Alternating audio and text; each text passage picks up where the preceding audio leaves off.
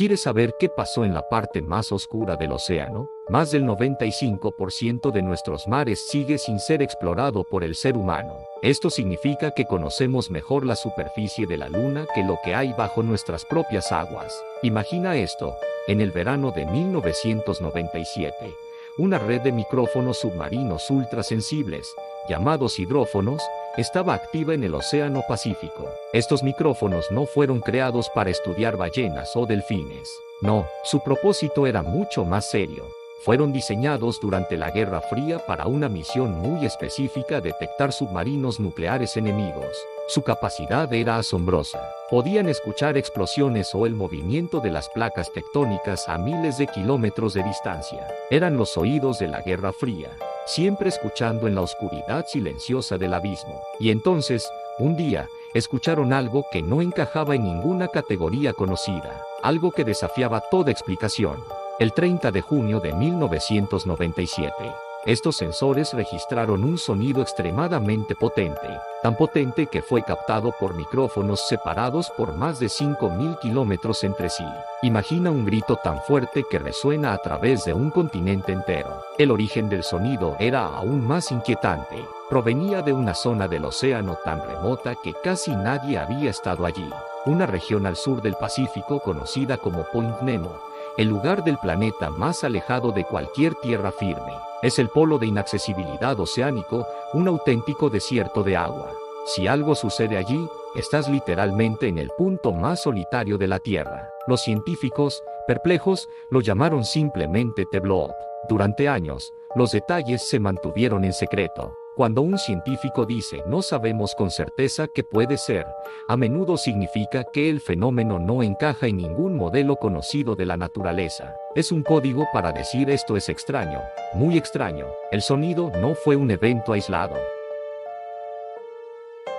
Fue detectado varias veces a lo largo de varias semanas.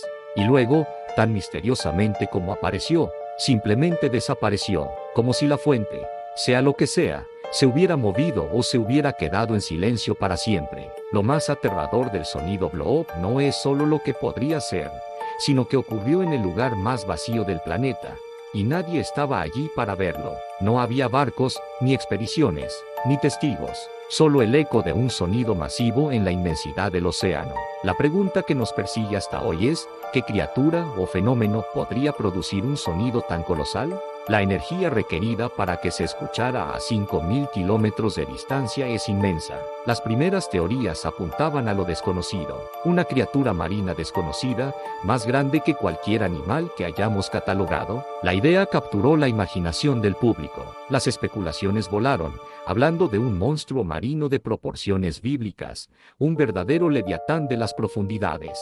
La frecuencia del sonido, de hecho, se parecía al perfil sónico de un animal, pero uno mucho, mucho más grande que la ballena azul, el animal más grande conocido en la Tierra. Con el tiempo, la Administración Nacional Oceánica y Atmosférica, la NOAA, propuso una explicación más científica, aunque menos espectacular.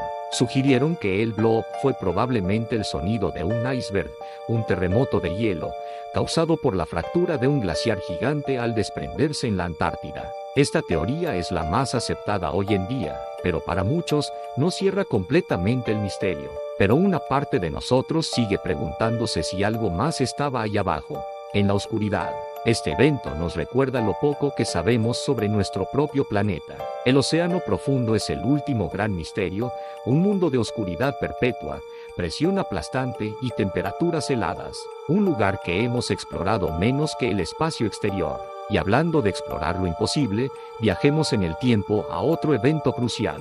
Mucho antes del blob, dos hombres se atrevieron a ir donde nadie había ido antes. El 23 de enero de 1960, Don Walsh y Jacques Piccard abordaron un sumergible llamado Trieste.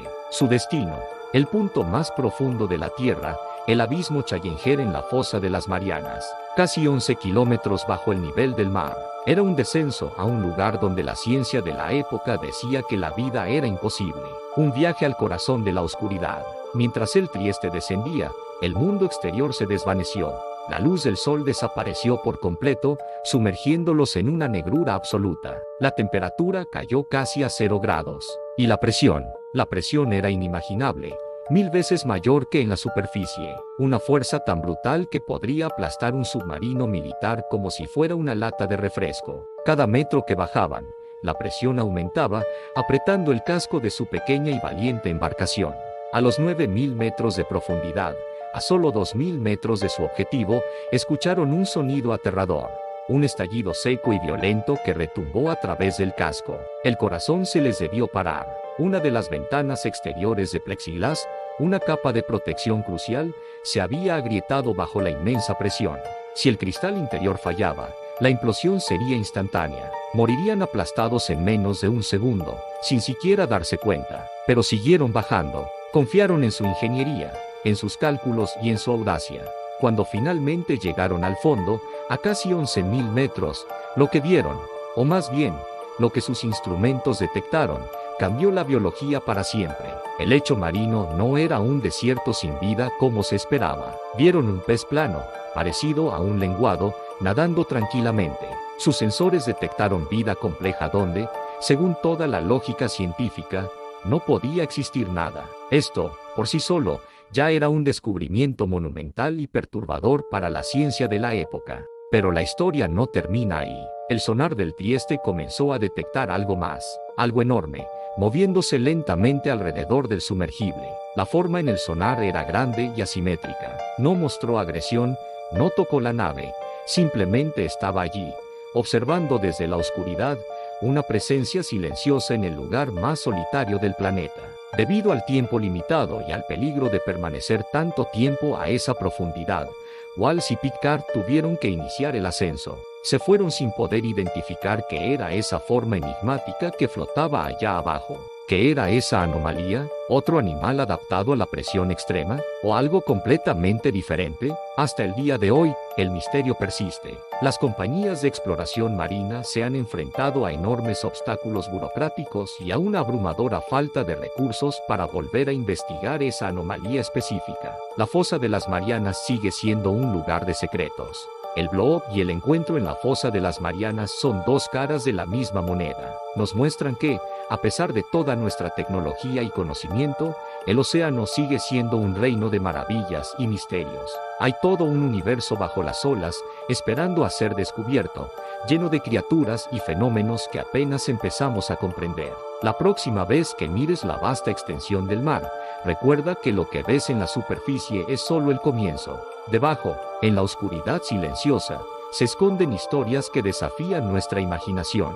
Y quién sabe qué otros sonidos, qué otras formas, están esperando en el abismo, aguardando el día en que finalmente nos atrevamos a mirar.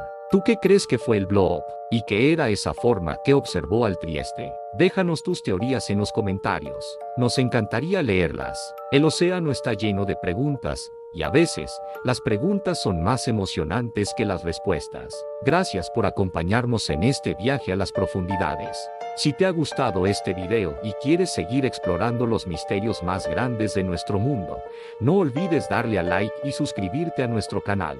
Dale a la campanita para no perderte ninguna de nuestras futuras aventuras. Hasta la próxima.